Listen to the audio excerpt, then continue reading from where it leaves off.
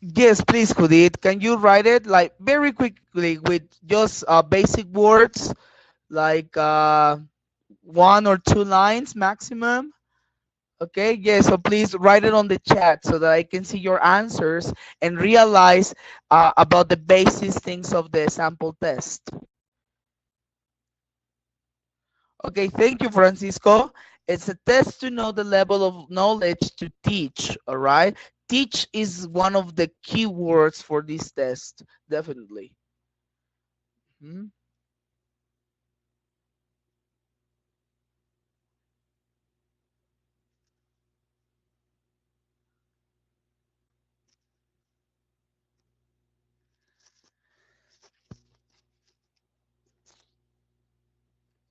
Okay, Francisco, there are 3 modules. Who did? Okay, your first answer is a test to have international recognitions as teachers. Correct. Yeah. Sometimes some people ask me, how long did I study English and for the major to get the degree in languages? I have the degree in languages. And I always tell them like 5 years, maybe more. And they say, I only have my TKT and now I am a teacher and I only took a course of 3 months and now I am a teacher. So obviously there are different opportunities talking about this, and obviously it's not the same a degree with a certificate. But yeah, I totally agree with you, Judith. Okay, we are recognized as teachers without having a degree sometimes. Okay, or without having a specialty somehow. Okay, so there are many colleagues that I know that only by having the TKT they can give classes. Besides, obviously, they know the language. Uh-huh. Yeah, some of them have been abroad, and obviously they can speak perfectly English. Uh-huh. So they just need some recognition, as you said, Judith, and TKT provides this recognition. Mhm.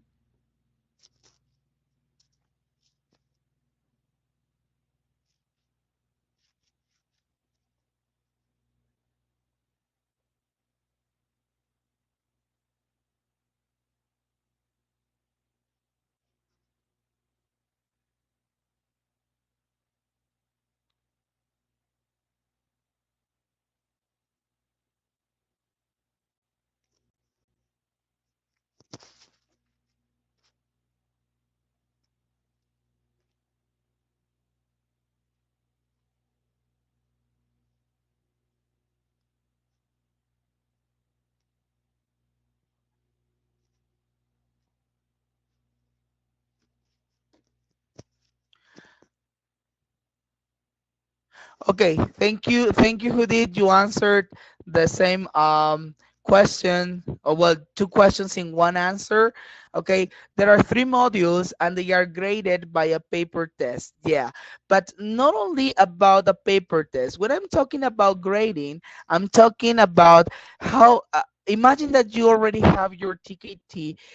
What will be your grade that will appear there? An A plus, a B, maybe as in the United States, or with numbers from 10, 4, I don't know, 6, 7, as in Mexico.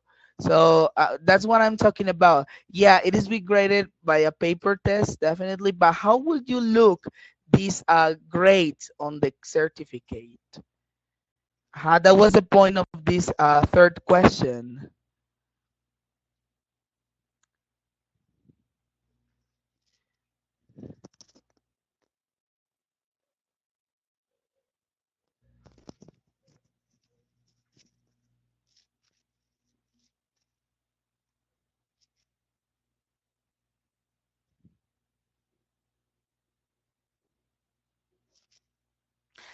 That's it.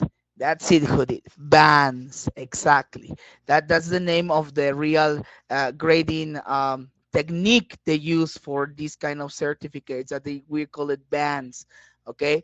Well, right now I'm gonna show you the answers more or less. I mean, obviously you are perfectly correct, but obviously these are the most complete answers. Okay. In the first one, well, it is a flexible series of modular teaching qualifications. okay, which says your knowledge in specific areas of English language teaching. Okay, so you were very, very close, all of you. Judith and Francisco, you were totally close. In the next one, well, by only saying 3 modules. Okay, in this case, yeah, Judith, I'm sure you will get the fourth one, and also you, Francisco, I'm sure you will get the best one. That's why you're taking this course. That's, remember, as I told you, this is your target. Okay, we need to fight for it, and we will prepare ourselves every single day to get it. All right. So obviously here I have the names of the 3 modules. You don't need to learn them, but just to remark that in the first one, that is the one that we are practicing. Yes, Francisco, you will get it. That it is the one that we are practicing. We're going to be talking about language aspects, okay? Since grammar, since all the things like speeches, parts of the speech, structures. We're going to look at the skills, listening, reading, writing, phonetics, and phonology. In the second, we're going to talk about planning, about how to write objectives, for example. And in module 3, it's the class itself, like managing of or control of groups and so on. Okay, and finally the modules are graduated. They have as a maximum 80 marks, and obviously they are graded by bands. Okay, the 4 band is the highest one, and I'm sure Judith and Francisco, we're gonna get this 4 band. Okay, very good. So I am just wondering, did you do your homework about the homework that I sent to the WhatsApp?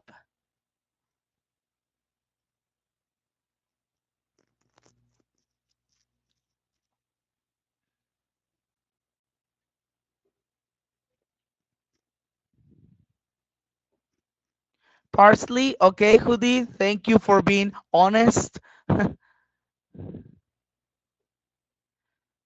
Okay, thank you, Francisco. Yes, I will. I will be very happy you to typing. Yeah, don't worry, don't worry. Take your time.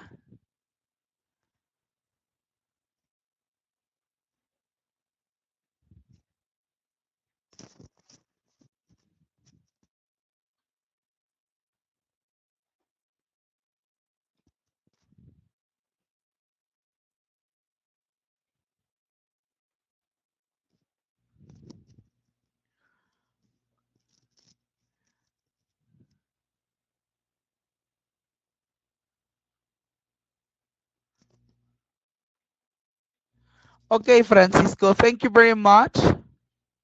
No, no, no, Judith. No, no, no. I was just asking you. Yes, that's okay, Francisco. That's perfect. I'm looking at them. Okay. Yeah, that's okay. That's okay. The point of here, Judith, was to check only the answers so that in case you have doubts, we can check it together. Uh-huh. Good. Don't worry. Don't worry. It's okay. Just Judith, please follow the video, follow my voice, the board, so that you can check your and mark your answers if you were correct or not, and so on. Okay. So the first one, was this one. And here I have the answers now. This was the first homework. Look at the text, the next sentences, and say what do you the word symbol refer to.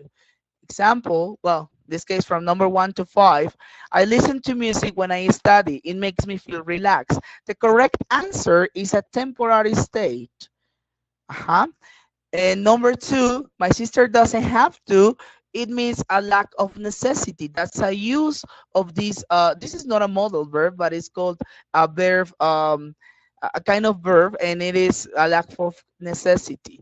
And number 3, her job is harder is for comparison, letter A. For I have never ridden a camel, it's B, an experience.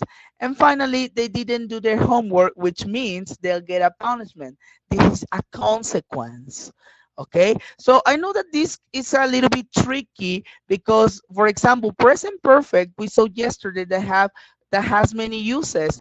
those were like the relationship between the past and present, and also talking about experience. But in this specific sentence, it is about experience because we have the never in it. So with this word, we totally change the meaning or the use of the present perfect tense.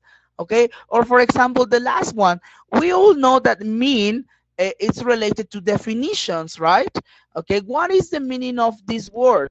Or what does dog mean, for example? But in this case, it is a consequence because of the which is the determiner, which is telling me that something happened because of the other action. Okay, so I don't know if this is clear. Let me know if you have a question about this exercise. I could see in your case, Francisco, that you got. Okay, let me see block 111. Okay, A. Okay, you got the first one wrong. The number two wrong as well. I don't know. I don't understand. Uh-huh. Yes, Francisco, don't worry. I mean, we are here for learning. So tell me, Francisco, do you have a question about what I've just explained? Let me know. Don't be shy. And this is the point in which we can clarify so that in the real exam you can remember my words. Okay, you can remember, oh, I remember he told me about this to analyze more the sentence.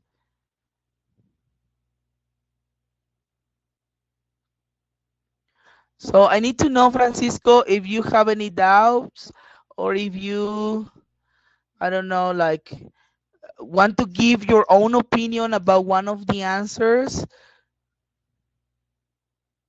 And in your case, Judith, okay, so that's okay. Thank you, Judith. That's okay for you. Okay, so I hope you understood. And we will continue with the next exercise for sure. I just need to know if for Francisco it's clear, so clear.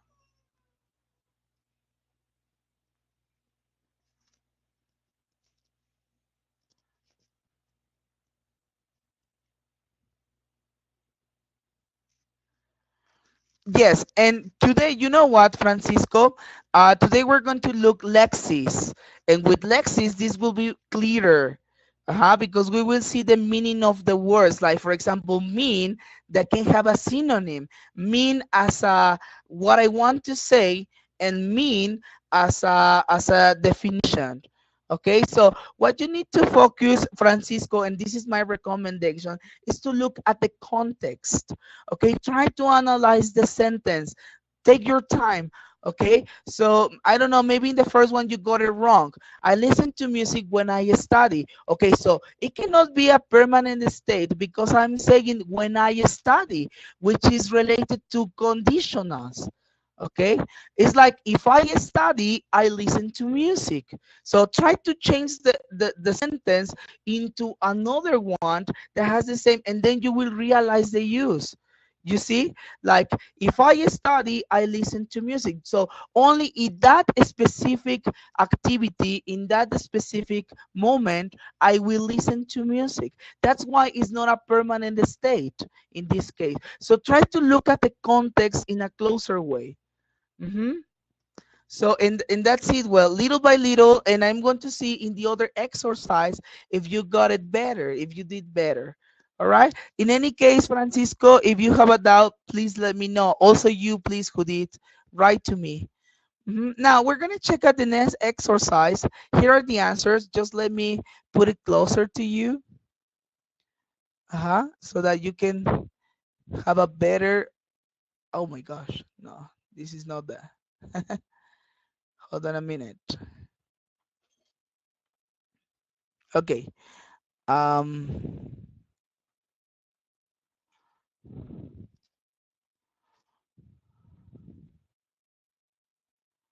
okay, I want to make it bigger, but I think I can't because of a tool here. It just disappeared. I don't know why. Okay. But anyway, okay, I'm gonna tell you. The first one, it is there, letter C. Maybe you in your WhatsApp, if you have the document, maybe you can open it so that you can see it closer. Uh-huh. So in the first one, we say here there. Okay. Number two, it's letter B, where. Number three, it's letter. I didn't get that one, but I think it's a spoken. Nobody understood his spoken French because his accent was so strong. So the one that in this case doesn't match is the yes, it's the spoken, because this is the participle of the verb, and understood and was is part of the past. So letter B is the correct one. In number four is B also, but. In number five, it's off. In number six is C, noisy. In number seven, it's A, young. In the next part, number one is A. In number two, it's B, introduce a reason. This is one of the exercise like the previous one. Number three, it's B, give extra information. Number four is B, refer to the future. Number five is C, introduce report question. And finally, six, C, describe temporary state. Okay, so here are the answers. Let me know if you can see them clear.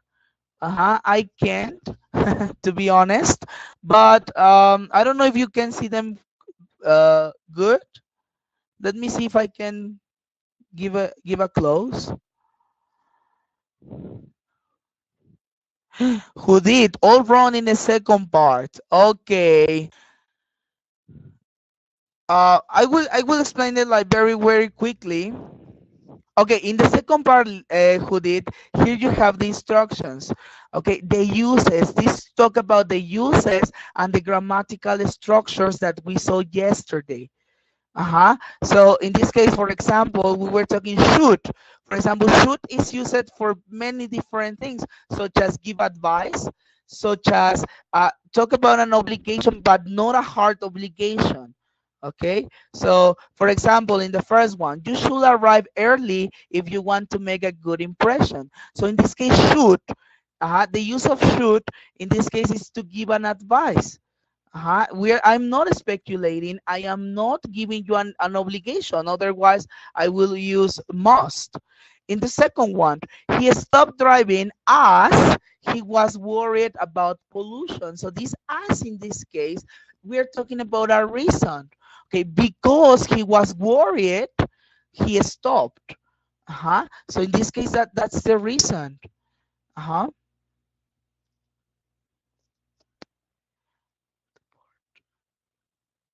At the part before, that means the from 1 to 7.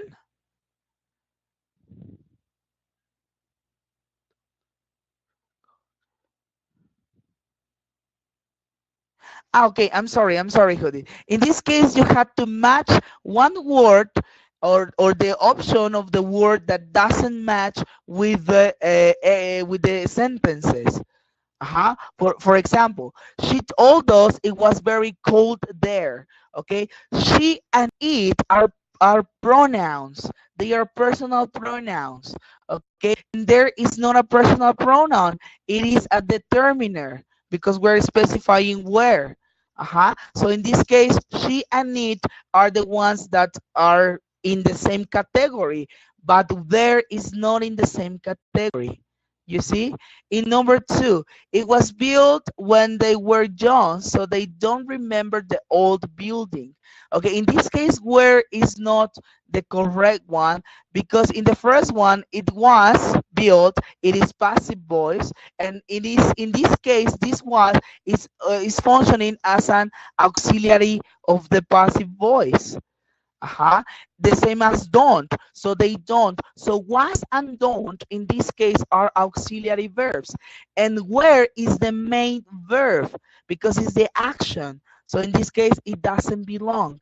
Okay, in number three, nobody understood was spoken French because his accent was so strong. In this case, it's spoken because understood and was are in the same category of the verb, which is past. Uh-huh. And number four, he studied for his job, but he's made very slow progress, so he gave up. In this case, it's but, because in this case, it is not. In this case, but is a conjunction. And for and so are functioning as preposition. Okay, for his job. So I'm showing the relationship. Okay, so he gave up.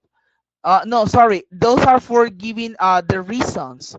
Yes, if they are for giving the reasons for his job, I mean that's the reason. So, and that's the other reason, the other consequence. And but it is contrasting. So the use of but doesn't have to do with for and so, because but is for contrasting, not for adding. In the next one, the of in this case is not a preposition. Of in this case is functioning as a phrasal verb. Took off, whereas to and near are prepositions. So in this case, of is part of the verb. Number six, noisy. It is not an adverb. In this case, really and so are adverbs. Really hard, so it's qualifying the hard, that is an adjective, and so it's qualifying the noisy part. So in this case, noisy one is not qualifying anything, and really and so yes. And finally, the young cat ran too fast. In this case, young is not, because what is the other one? Easily. Yes, because fast is related to two. Uh-huh. Two, and we're talking about how he ran. So in this case, fast is another adverb. And easily, we're going to talk about the catch. So fast is qualifying run, and easily is qualifying catch, which are verbs. So young is an adjective, doesn't have to do with these adverbs. So I don't know who did, if this is clearer for you. Okay, in your exam, who did, you might have some questions like these ones. You're going to have a sentence, and you need to mark which one doesn't belong. And for that, you need to know all of these categories, talking about adverbs, prepositions, and so on. So that's yeah, Judith. I'm gonna provide you a reading about it. Uh, yes, Judith, definitely. Don't worry. We are in the process. And in Edmodo, I'm gonna give you the reading, the correct reading, so that you can improve, and activities, a lot of activities, so that you can do them in your free time. Okay, what about you, Francisco? Tell me, what about this exercise? I need to know who did express me that she got some wrong answers. I have already clarified, but I need to know about you.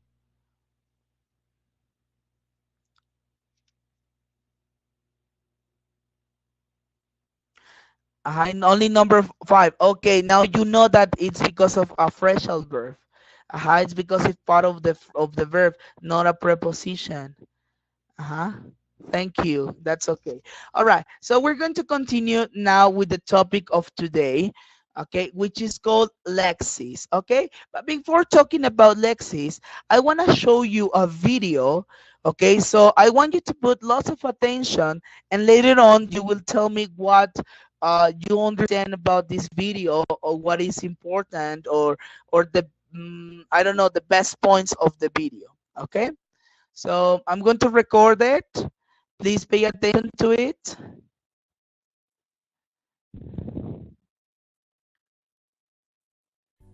Hi, welcome to the Power of LEXIS. My name's Chris, and I've been teaching English since 1998 and training teachers since 2003. And I've worked on 4 continents in 7 countries, including Argentina, Spain and South Africa. I'm Head of Teacher Training here in Bournemouth, UK at the International Teaching and Training Centre, or ITTC. We do all sorts of teacher training like the Cambridge CELTA and Delta, but we also run other courses for overseas teachers of English. Our language school is called Beat Language Centre, and the last British Council inspection said it was one of the top 3 schools in the UK. Okay, so what do we mean by LEXIS, and how can we focus on it best to help our students become more fluent accurate and natural communicators in English. At its most basic level, LEXIS is vocabulary or individual words, but LEXIS is also how we put these words together to make phrases and sentences and texts. For example, my elementary students know the vocabulary have and go, but that doesn't mean they understand the phrase have a go at, means try something, or that they can use it in sentences like I'll have a go at using these great new ideas. On this course, we're going to see that LEXIS is so much more than individual words. And as teachers, we can focus on it in very different ways to help our learners develop their English, and not just their vocabulary, but also their grammar. We will see that by teaching LEXIS well, we are in fact also teaching grammar. The course is for teachers of all levels of experience. We'll briefly look at the history of the lexical approach and the more recent concept of lexical priming. It will be a very practical course and you will gain many techniques for teaching and practicing LEXIS that won't necessarily take you longer to prepare. You'll have a clearer idea of how to select the LEXIS you teach and see some websites and free online tools to help you see what LEXIS we really use. We will share suggestions for lessons and you will develop a range of teaching ideas. Each week there will be input sessions, articles and quizzes on different teaching ideas. You'll watch videos of me using the techniques with a class and evaluate them in the discussion forum. There will also be a practical assignment in which you will use the ideas in your own classes and then discuss your experiences. In the second week, there will be a live question and answer session with myself or a colleague covering all the main points that have arisen during the course. So, I look forward to seeing you in the first session in which we'll start using the power of LEXIS to get your students communicating in English that is more fluent, accurate and natural. Okay, so tell me, what can you recover from the video? What caught your attention about the power of LEXIS? Huh?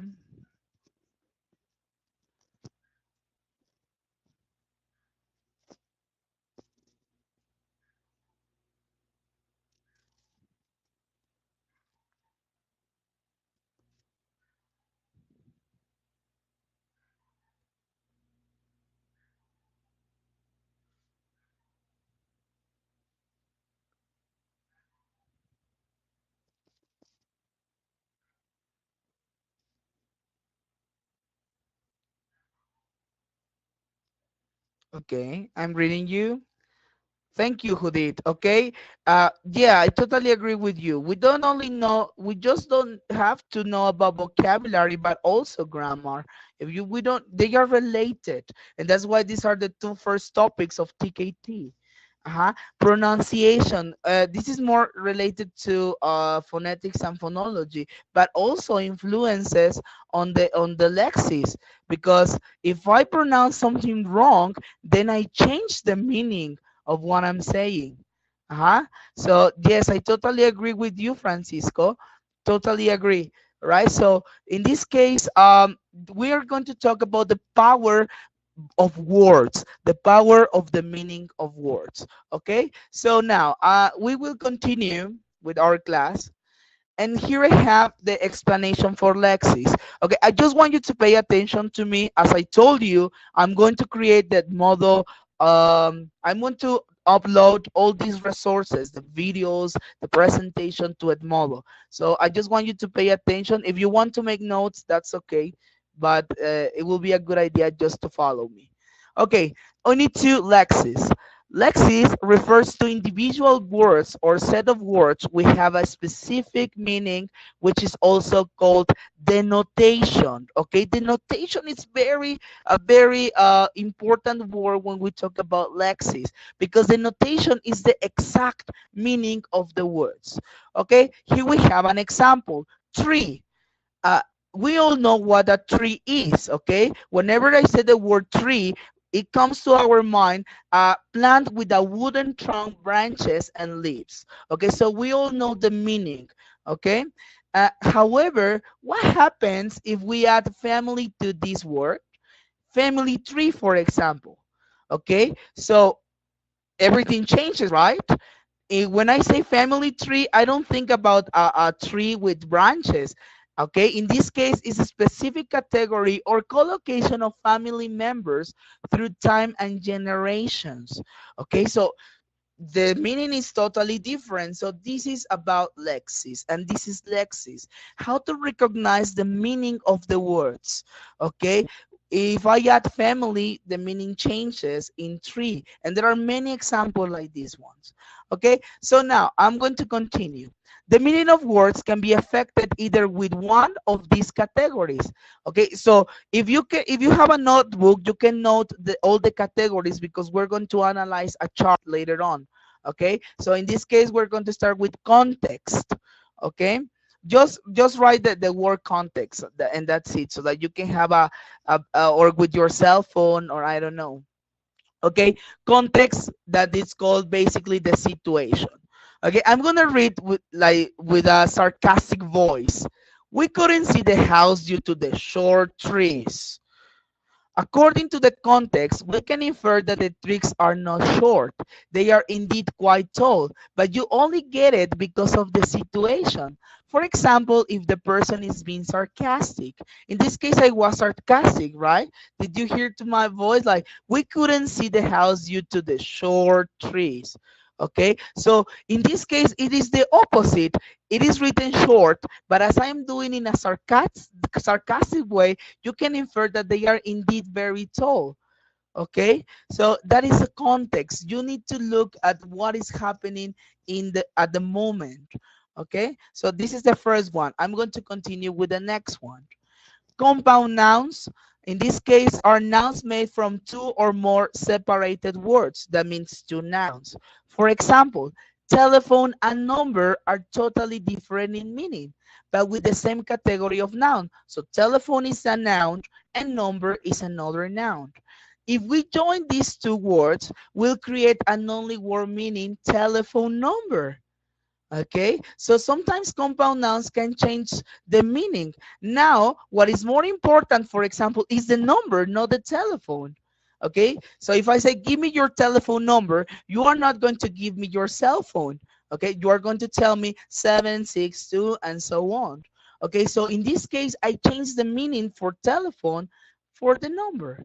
Okay, just by joining these two nouns. Okay, and this is the second one.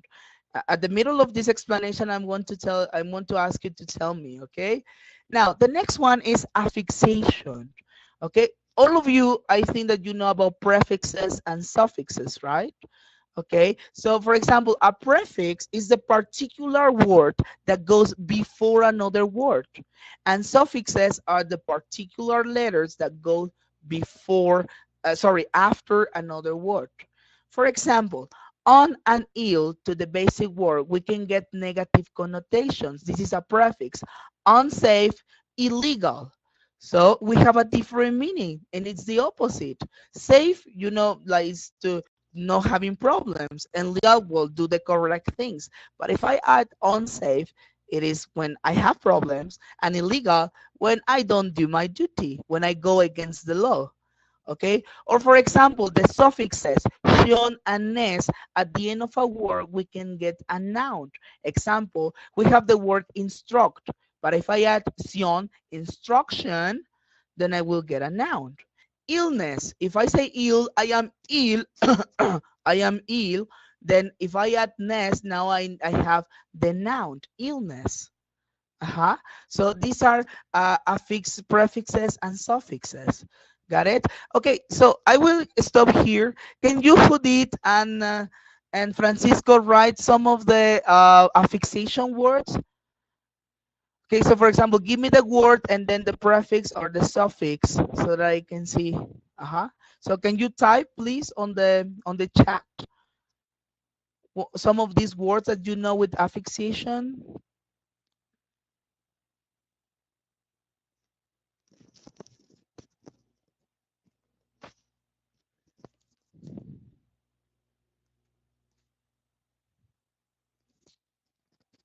Thank you. Thank you. Thank you very much, Francisco. Forget, for example, if I add unforgettable, indeed, I have both of them. I have a prefix and I have a suffix, indeed, because the main word is forget. Okay, so unforgettable, I have the two of them. Excellent example, Francisco. Okay, who did? You wrote usual and unusual, which is the negative. Yeah, that's perfectly correct. And obviously, there are more and more and more, but I just wanted to know if that was clear for you. Okay, so we can change the meaning of the words by adding affixations. Now, let's continue. Collocations, word that often occur together. Okay, so in this case, this is like something that we do daily. Okay, when we have heavy rain, for example. Everybody, when they talk rain, they tend to add heavy. I don't know why. This is just part of their language. Heavy rain or arrive at. Okay, we cannot separate these words. If I say I arrive airport, it doesn't make any sense. I arrive airport. But if I say I arrive at the airport, then it makes sense. Okay, so collocation has to do more with words that go together because of using, because of frequency. Uh-huh. So we can find lots of them in English. Here we have just two of these examples. Okay, so we're going to continue. This is quite easy with the next one. That is idioms. Okay, I like this part. I really love idioms, to be honest. Fixed expressions that cannot be changed. Okay, these you cannot change them just because you want to. Okay, nobody will understand you if you change these idioms. Okay, for example, to be in someone's shoes. Okay, that means understand someone else. Okay, like take care of his or her situation. Or for example, the expression break a leg, which means wish good luck. Okay, so these idioms are basically phrases that are already made and people use them. Okay, and they sometimes get into a cliche. They are very commonly used. Uh-huh. But they are very important because they're part of the language. So I want to know, Francisco Judith, do you know any other idiom? Or do you use idioms? Sometimes in classes I use idioms like cross my heart and hope to die, or um, have your heart in the sleeves. So there are many idioms that I use in my classes too. Or a piece of cake. Houston, we have a problem. Okay. Uh, okay, Francisco, you're typing. Maybe you're giving me more. Okay. Houston. Excellent, Francisco. Raining like cats and dogs. Okay, so you will say, "Come on, I don't see any cats or dogs over me." But that's expression. Okay, that means that the rain is very heavy. Uh-huh. Okay, who did this writing also? Learning by heart. Okay. In this case, yes, that's what I was going to tell you, Judith. This is not an idiom. This is I'm going to explain you the next one because it has a specific number, a specific name, learning by heart. Uh-huh. That's not an idiom in this case. An idiom is like something that has a different meaning to what you're saying. For example, break a leg. Okay, I'm not going to see a person breaking his own leg. This is just something that it's kind of theoretical, like it has another meaning indeed, but it is a cliche because many people use. Uh-huh. So in this case, learning by heart is not an idiom. I'm gonna explain you in a moment what that is, but because I don't want to get confused. Uh, okay, Judith, you are typing maybe another one.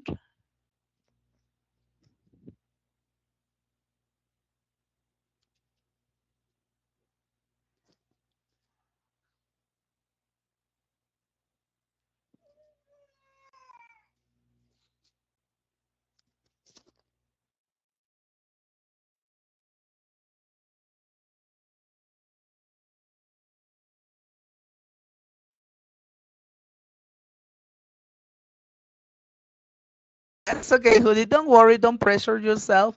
Okay, and maybe I can send you some of the funny idioms that I have that I know. Uh-huh. I'm sorry, I don't understand. Something I put nuts? Don't worry, don't worry. That's okay, Hoodie. That's okay. All right, so let's continue. Lexical set. Groups of words that belong to the same topic area. For example, school, materials, subjects, and students. Okay, you need to know like there are some also some lexical set. So that means in this case we're talking obviously about studying maybe. Uh-huh. About an institution in the school material subjects, students, teachers. Uh-huh, they belong to the same lexical set. Now, another thing that you must know that is that all of them are nouns. Okay, a lexical set is they need to be related to one topic or area, and also they need to have the same grammatical category. Okay, in this case, we're talking about nouns. Okay, so that's the point of this lexical set. So there is no problem. There are many topics that you can know about biology. For example, maybe you can talk about plants, okay, organisms, cells, and so on. Okay, now word family, this is different. Okay, words that come from affixation from but from the same base word. Okay, so in this case, for example, real, with real, we can create really by adding ly. For real, we can create realistic. Uh-huh. For real, we can create unreal. Uh-huh. So it is the same family. It doesn't belong to the same topic or area. It has the same root. Uh-huh. Like the one that you give me, Francisco, forget, for example. With forget, you can create forgettable, unforgettable, even forgettably, which is the gerund, and so on. Okay, so that means that this word comes from the same word family. Got it?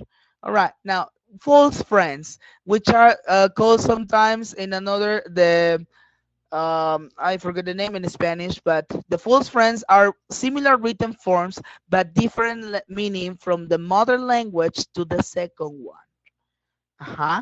And many students have confusion with this kind of false friends. They think that they have a meaning, but indeed it is not the meaning. Here we have an example. Embarrassed. Might get confusion because native Spanish speakers might think it means embarazada. Okay, many of my students have gotten confused with this word, embarrassed with embarazada, but it's not totally different to its real meaning. To, for example, to be red faced or uncomfortable. Okay, so sometimes they are false friends because they don't have the same meaning, but they get close to the meaning. So, for example, uncomfortable, that we say in Spanish, we might think that is inconfortable, but that doesn't exist. But it exists that is not cómodo. Uh-huh. So in this case, sometimes they are related to the word, not exactly the translation, but it's related or totally different, such as embarrassed, embarazada. Okay, so tell me, teachers, have you ever had a problem with a false friend? Give me one example of your experiences as teachers when your students get confused with one of these words. So tell me. So give me one I don't know, one memory about these one of these words. They are sometimes very funny indeed about these false friends.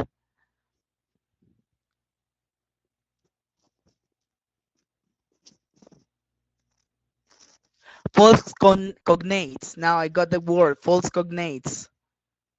I'm trying to remember one. Okay, don't pressure yourself. Maybe later on, Judith and Francisco, you can it come to your mind maybe one of these false friends that sometimes they are very funny. I remember one of my students say embarrassed. I am embarrassed, like, and she showed the stomach. It was very funny. Okay, but maybe later on, Judith and Francisco, don't be under pressure. Meanwhile, we can continue. Okay, later on, maybe. Now, Synonyms, okay? These are a little bit more used, especially when we want to increase the vocabulary. Synonyms, words with the same or similar meaning. Example, beautiful has many synonyms: attractive, pretty, lovely, stunning, and so on. Okay, so I think you don't have any problems. We have synonyms in Spanish, we have synonyms in English also. Antonyms, words with opposite meanings. For instance, giant, dwarf, innocent, guilty. Okay, so in this case, the giant, it's a very big person, and dwarf is very small person. Okay, so it's the opposite. Innocent, okay, and the guilty one, like for crimes and so on. Okay, and well, obviously there are many, many more, and with all the categories, nouns, adjectives, we have different types of antonyms.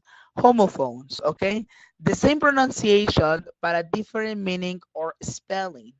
Okay, so let's be careful with this because they have the same or basically almost the same pronunciation, okay, but they mean totally another way. For example, no and no. Okay, so they have the same pronunciation, no and no. Whether and whether, they don't change anything. All right, so we need to clarify this to the students, especially when we're talking or when we are speaking, or I don't know. Okay, and well, there are many more. For example, it comes to my mind the word two.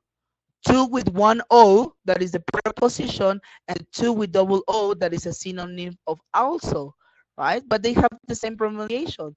I like cats too, or I want to go to the cinema. Okay, so all these words are homophones. Maybe you know more, and obviously you will let me know later, with the exercises.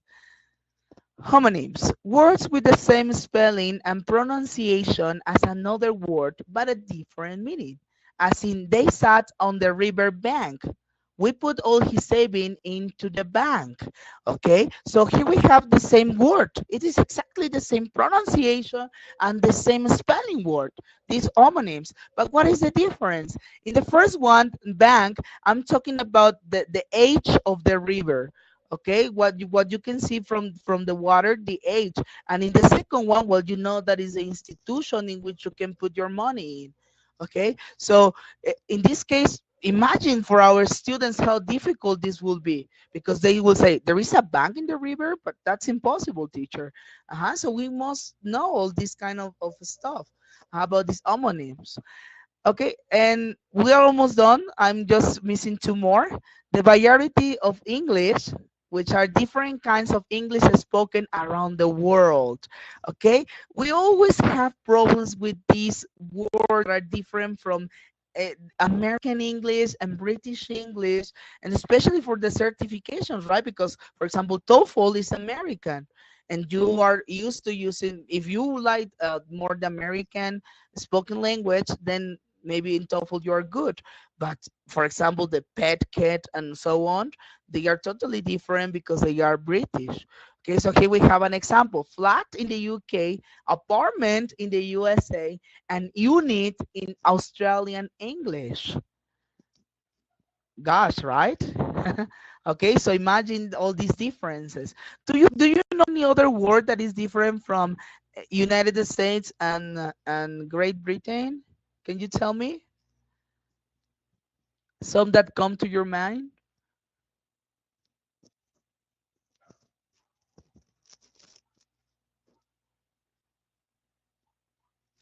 Okay, elevator, lift, very good. Elevator in the United States and lift in British, correct. Judith, do you have another example of this difference between American and British English?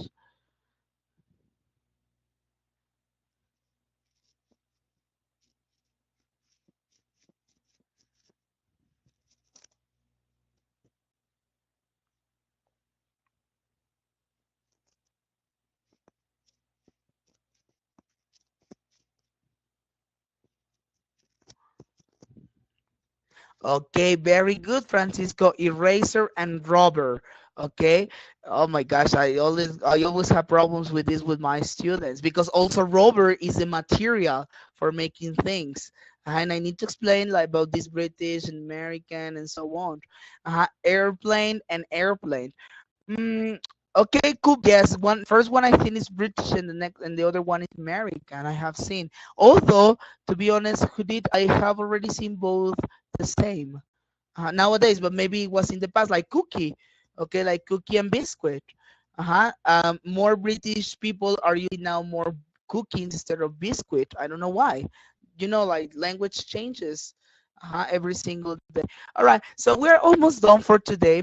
I just want you to analyze this chart here. Okay, everybody, we're going to know about this. Okay, the notation.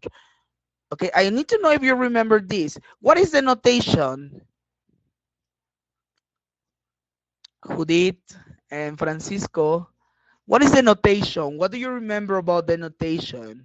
And I told you it's a very important word when we're talking about LEXIS.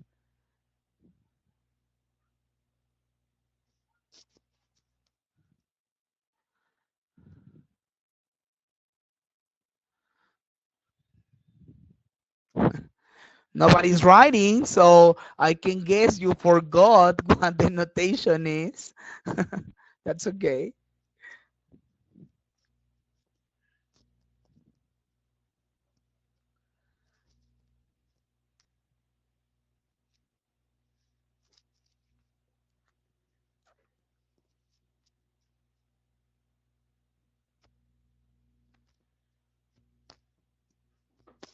Show that the person is understanding very clear. Okay, that's it. Basically, when we talk about the notation, I'm talking about the meaning of the words, and not only in a written way, also with an orally way.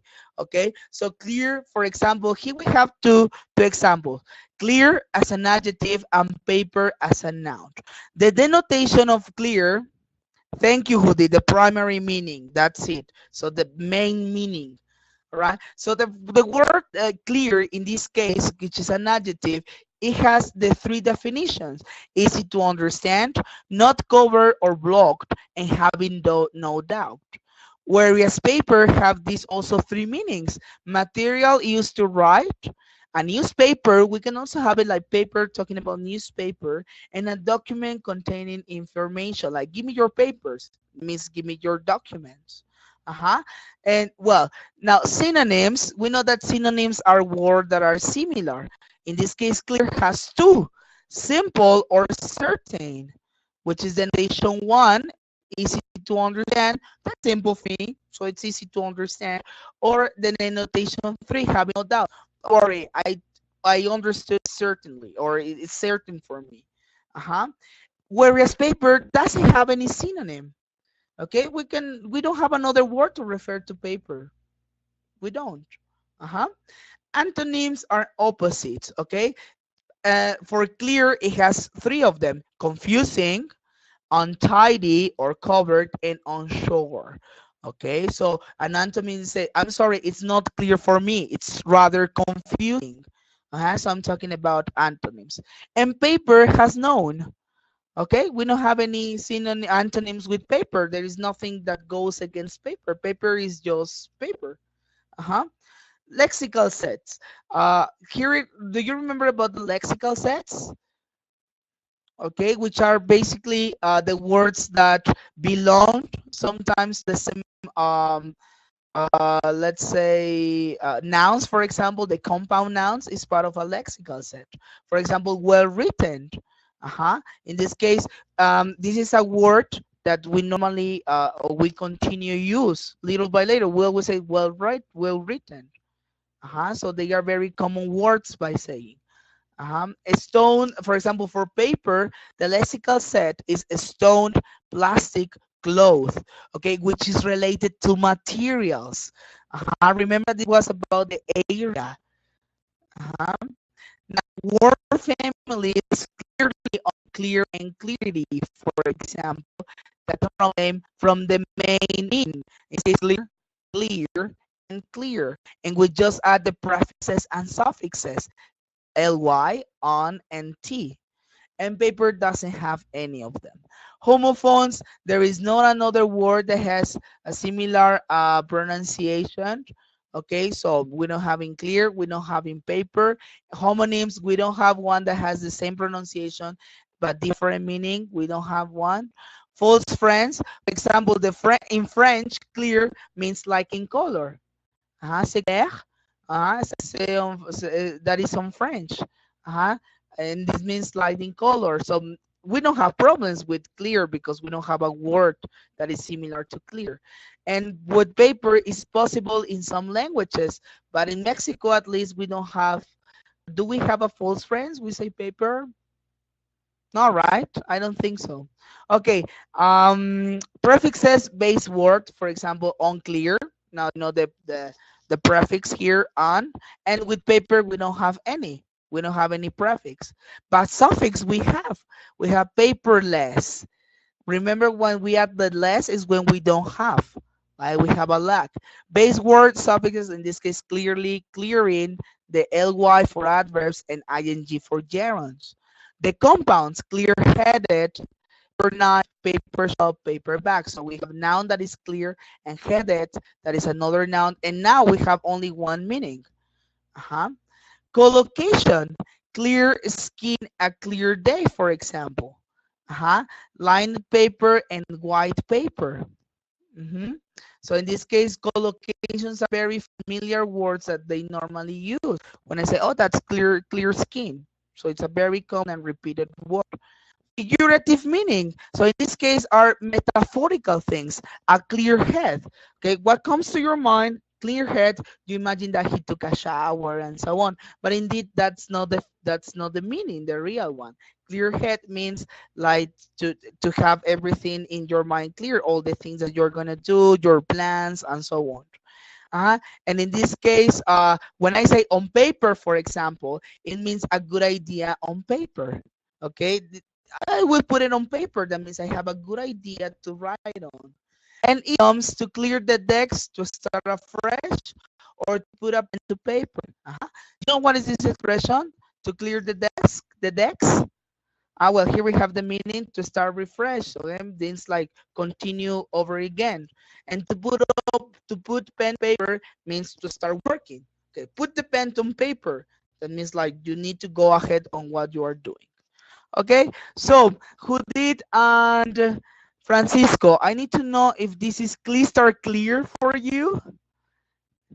Talking about clear, is this crystal clear?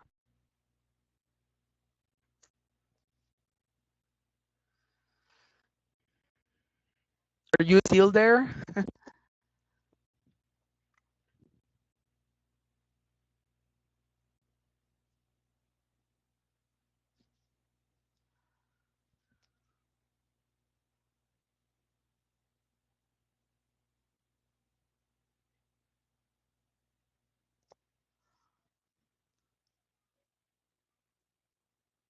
Okay, what do you mean, Francisco? Example of how use it and distinguish what? All of them or in a specific category?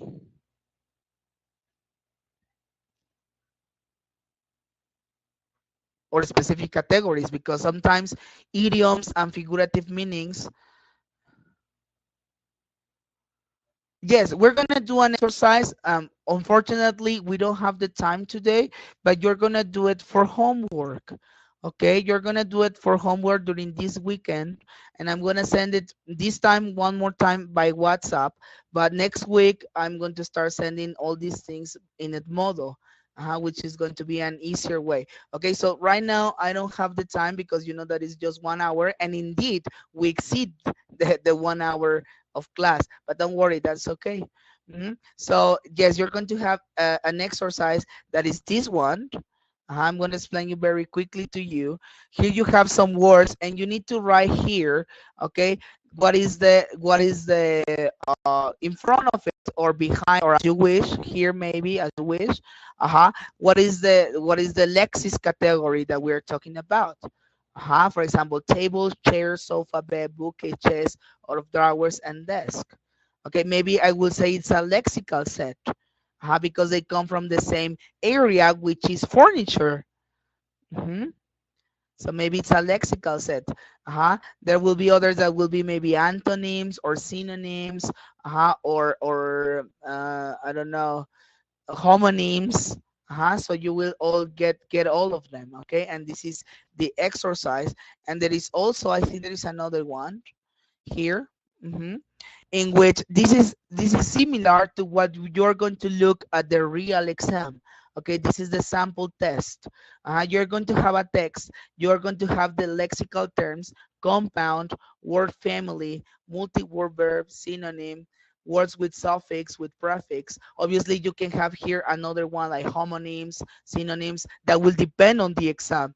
Okay, and then you have here under some underlined words, and you need to put what is the category. For example, here maybe you will say that is a synonym, so it's an E maybe.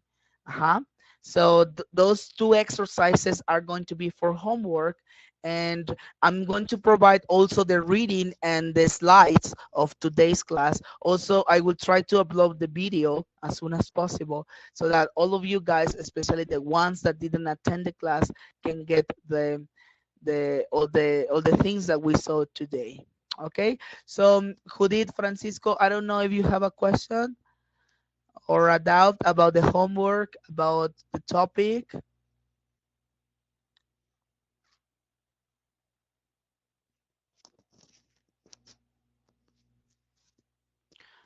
Okay, all clear, crystal clear, right? Very good.